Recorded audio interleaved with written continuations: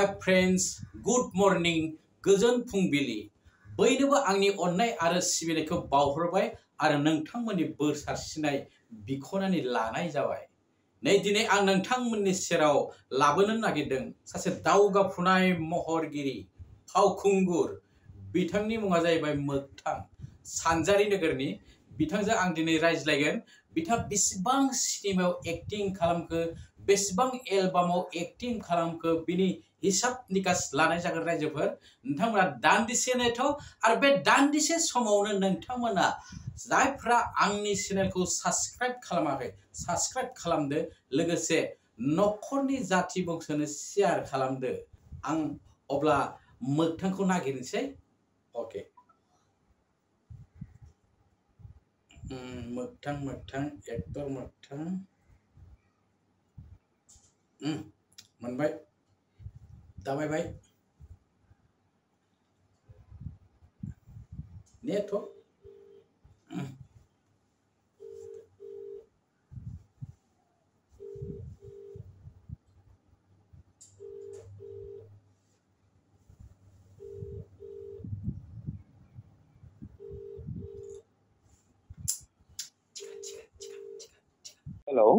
हेल' औ रा बै मोगथांनाव नायबाय मोगथां औ सानजारि नोगोरनि एक्टर नङा होमबा? सानजारि नोगोर आंना मिडिल नोगोरसो जायो खिन्थु सानजारि नोगोराव बांसिन बानायो आरो फिल्मखौ सानजारियाव बांसिन खालामो। आच्छा नोंनि जोनोम जायगाखौ बुंना लानाय रायजोफोरनि थाखाय।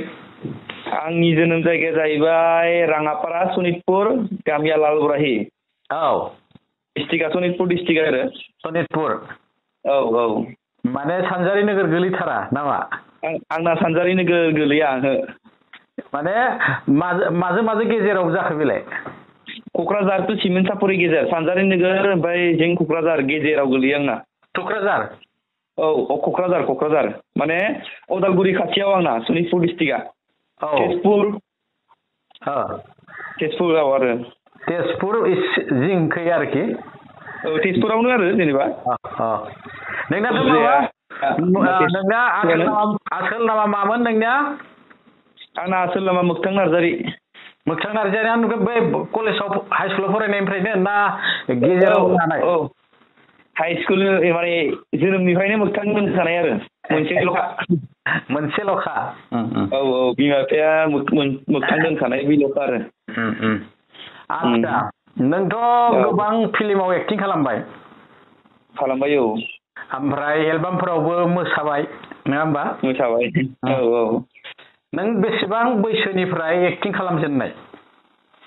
आङो 2017 एक्टिं खालामजेनदों। 2017? औ। बेसेबां बोसोर जाहैखो दा? दा 17, 18, 19, 20, 21 5 इयार्स दं आरो आंनि एक्टिं लाइफ। बेसेबा? 5 इयार्स 5 बोसोर। 5 बोसोर। 5 बोसोर रानिं नों माने जाफैबाय माने नों उनफिनना नायाखै आरो ना? नायाखै खालामगासिनो दं। नोंना दा गिबि नोंना एलबाममोन ना सिनेमामोन?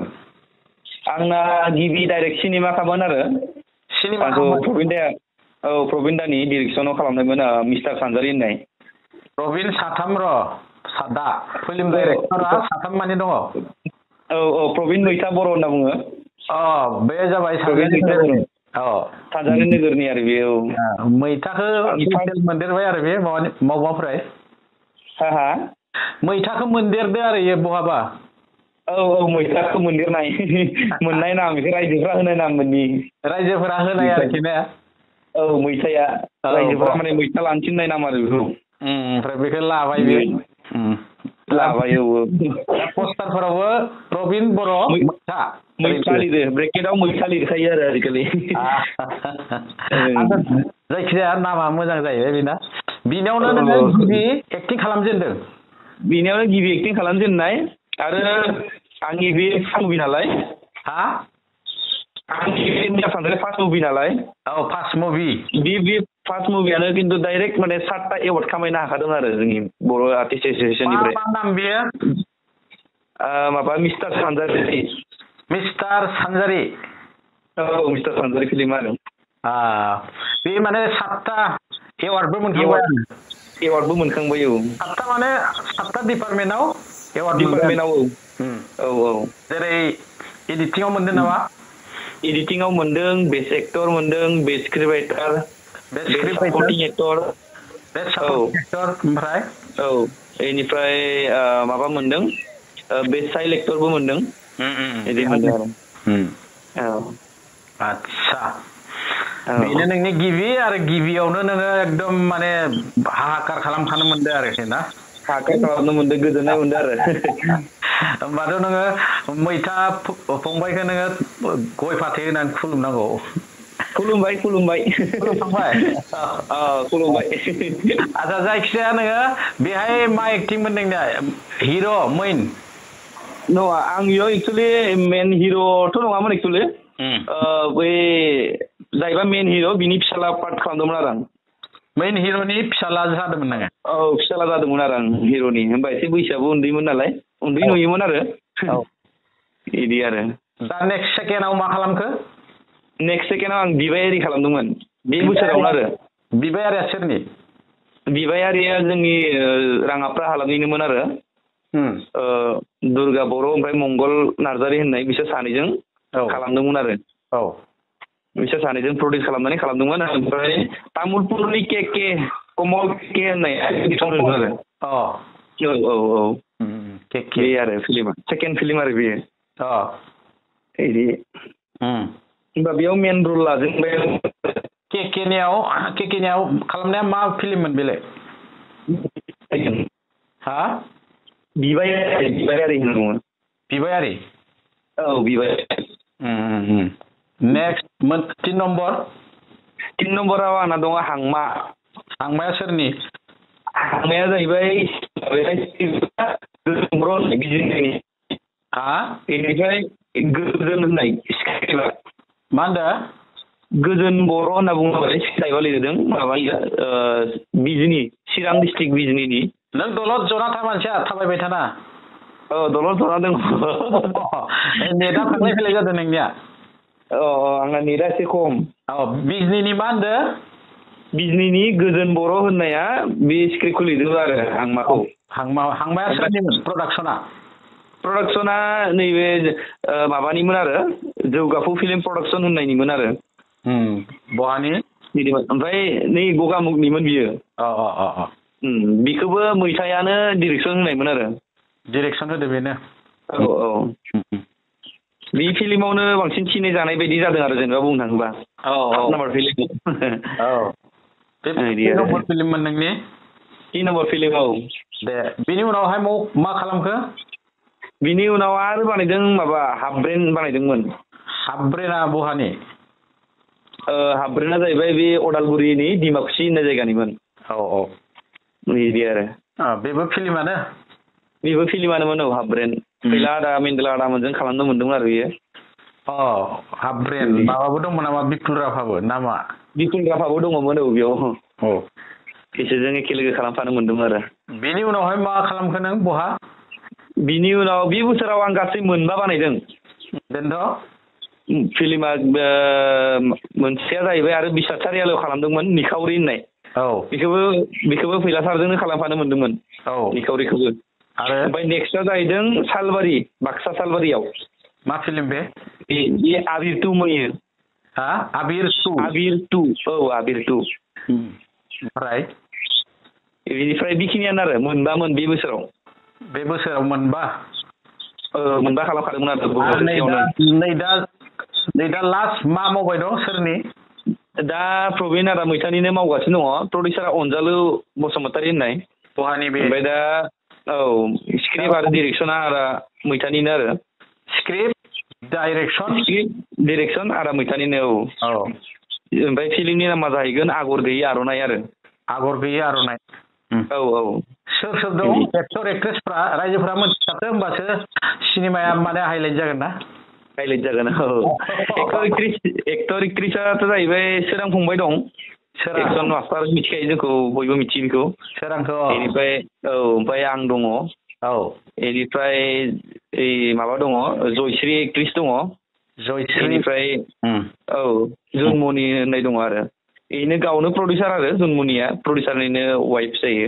एक्ट्रेस इबो एक्ट्रिस लादों आरो बेबो मेइन एक्ट्रेस हा खालामबाय थायो बियो थांनाय बोसोराव खालामदों आर'नाइ फिल्माव आरो भिलेना सोर ओमफ्राय दङ हा भिलेनफोरा सोर भिलियन एक्सुवेलि भिलियन बायदिथ' गैया समाजारि फिल्मफोर बायदि आरो खिन्थु माने फिल्मा एसे माने गियाननि जागोन आरो जोंनि समाजा माबायदि आरो माने बुजायनाय दङ बिदि आरो बे जाबाय नोंनि फिल्मनि हिस्ट'रि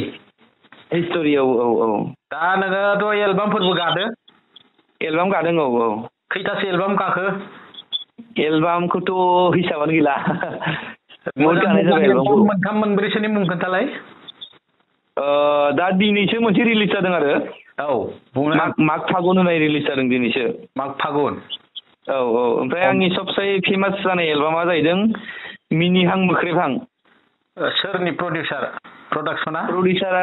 प्रडिउसारा माबानिमोन माजबादनिमोन बेनिफ्राय माबाया सिंगारा जाहैबाय माबामोन आरो जोंहा गौतम ब्रह्म माजबादनिमोन प्रडिउसारा माजबादनिमोन दा मोख्रेबहां मा होनदों नैबे मिनिहां मोख्रेबहाङा बहानि प्रडिउसारा बे माजबादनिमोन माजबादनि प्रडाक्सननि मुङा जाबाय एक्सुवेलि प्रडाक्सननि मुंथ' बिदि गैया बिनिया इउटुब चेनेला महिमा माल्टिमिडिया बिदि होदो आरो बेनि इउटुब चेनेला महिमा माल्टिमिडिया बिदि दङ आरो बेखौ नोङो रायजोनो खावलायहर नायनो थाखाय आंनि चेनेलजों दे गासैखौबो रायजोफोरखौ खावलायबाय जे नायनानै सापर्ट होयो चेनेलनि नामखौ खोन्थानांगोन ना होमब्लासो चेनेलनि नामा जाहैबाय महिमा माल्टिमिडिया ओमफ्राय मिनिहां मोख्रेबहां होननानै बोनो नांगोन आरो बेयाव जोङो गुवाहाटीनि आब' जुहि दङ ओमफ्राय आं आरो जुहि हिर'इना जाबाय जुहि आरो आंनि ओमफ्राय नोंनि साबसिन मोजां मोननाय एलबामा मा बुंदोंमोन आंनि साबसिन मोजां मोननाय एलबामा बिनो मोजां मोनसिननाया बिनो मिनिहां मोख्रेबहाङानो आरो नों जे एलबामफ्राव एक्टिं खालामबाय सोर सिख्लाजों मोसानानै नोङो साबसिन गोजोननाय मोनदों आङो सबसे माने आंजों कम्बिनेसन मिलायनायखौ आङो आब' जुहिखौ मोनदों बेनिफ्राय जयश्री फुजाखौ मोनदों आरो आं फुजाया बहा सानै साथाम फुजाया क'क्राझार फुजा गसाइगाव ना माथाय जायखिजाया डिस्ट्रिक्ट ना क'क्राझार बेखौ मिथियो दा गुवाहाटी माबायाव बड'लेण्ड इउनिभार्सिटियाव फरायगासिनो दं आरो बियो ओमफ्राय नों जि फिल्म गाबाय बे मोनबा फिल्म जाबाय नोंना डाइरेक्टरा खैजोन लोगो मोनखो नोङो डाइरेक्टरखौथ' आङो दासिमहालागै हिसाब खालामनानै नायनांसिगोन साब्रैसो लोगो मोनबाय नामा साबासो साबसिन सोरखौ मोना साबसिन आंना प्रबिन दा माने बुजिलायो नालाय मोजां मोनो आरो एसे ओरै बुंबानो मा बुंनो नागिरदों बुजि मोनबाय बुजि मोनबाय बिदि आरो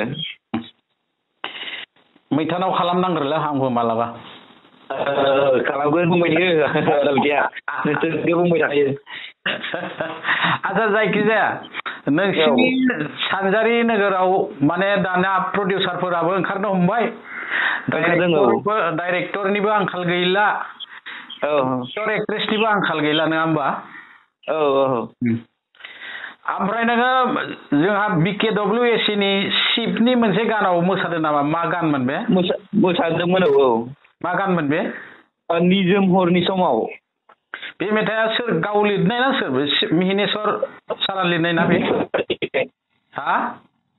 मिहिनेश्वर सारा लिरनाय मिहिनेश्वर सारानो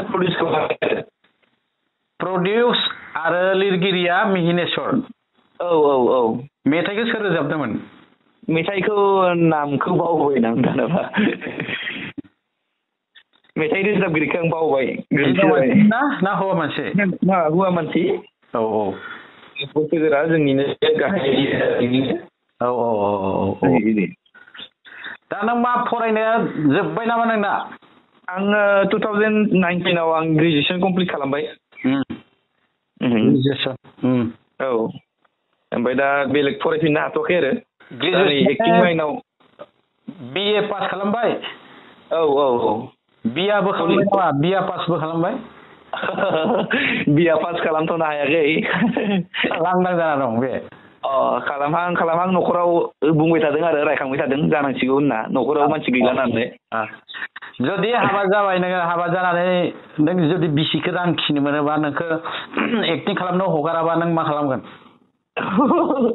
हगारगोन मानो खालामा जानो हगारगोन मानो होनबा नोंसोरो एक्टरफोरा फाग्ला गोजा हिनजावखौ न'आव दोननानै गुबुन सिख्लाजों लाइन मारियो ओंखायनो आं थांनो होला बिदि होनबा नों मा फिननाय होगोन बिखौथ' आं मोजाङैनो फिननाय होगोन आरो बुजायगोन आं बिखौ बिदि नङा गासैबो बिदि जानो हाया होननानै मानो होनबा एक्सुवेलि आर्टिस्टफोरखौ बांसिन नोजोर होयो नालाय माबा मोनसे गोरोन्थि मावबा गासैबो आर्टिस्टफोरानो रायजायो जों जाबायबो थादों बिदि साननैसो सिगांबो जाना थांबाय न'आवबो रायजायो जोङो नोंसोर जानांला बिदि जानांला होननानै नाथाय जोंहा आंनि साननायनिफ्राय आरोना आङो हारिमुखौ सिबिनो बावनाय नङा आरो बेखौ बुजायनाया नोंनि दायित्व जाहैगोन बिसिखौ आंनि दायित्व जाहैगोन आरो बुजायगोन बुजायनानैबाबो ओंखारगोन आरो बे प्रश्नखौ आं नोंखौल' सोङाखै जों मेरला एक्टरफोरखौ सोंदों आरो बुंनाय जादों फिननाया बयनाबो बिदिनो जानांगोन जे बिदिनो मेनेज खालामगोन आङो बेखौ सिन्था खालामनो होआ आं बिदि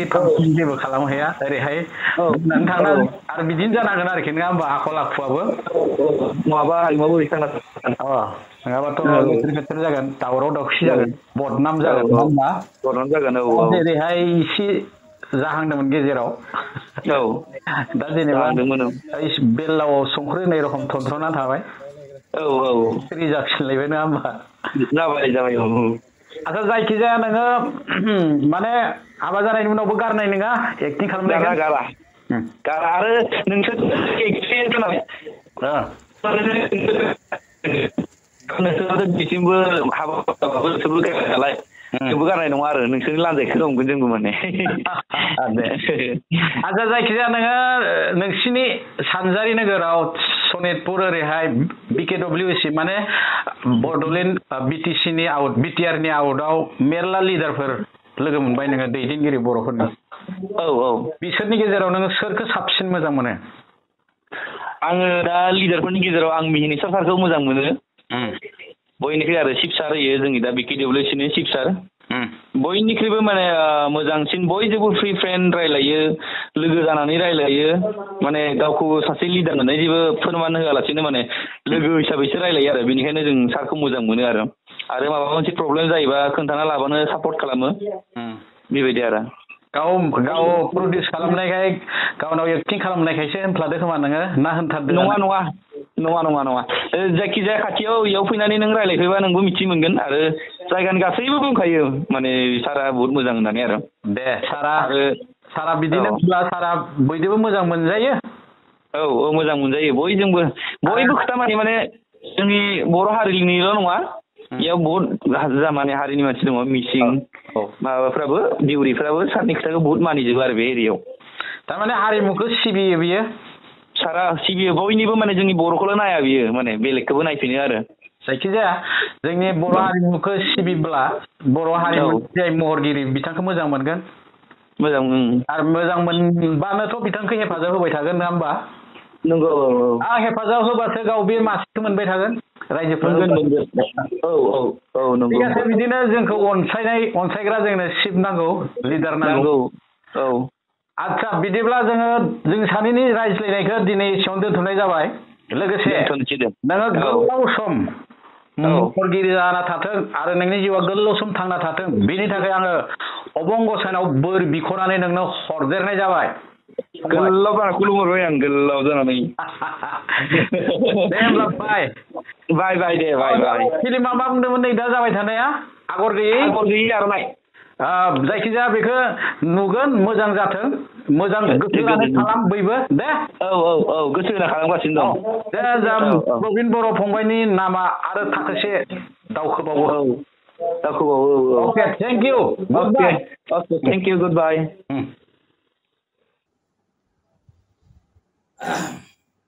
मोगथां बिथा सनितपुरनि सानजारि नोगोरनि फिल्मफोराव मेरला एक्टिं खालामबाय नोंथांमोना खोनानो मोनबाय जायखिजाया जों दिनैनि बे सावरायनायखौ एसेयावनो दोनथ'नाय जाबाय रायजोफोर गाबोन आं सासे दावगाफुनाय मेथाइ खनगिरि लाबोगोन बिथांनि मुंखौ आं दा बुंथ'ला गाबोन नोंथांमोना नुनो मोनगोन बिथाङा निश्चय अदालगुरिनि जानो हागौ दै अब्ला गुड बाय जय बर' हारिनि जय बर' हारिमुनि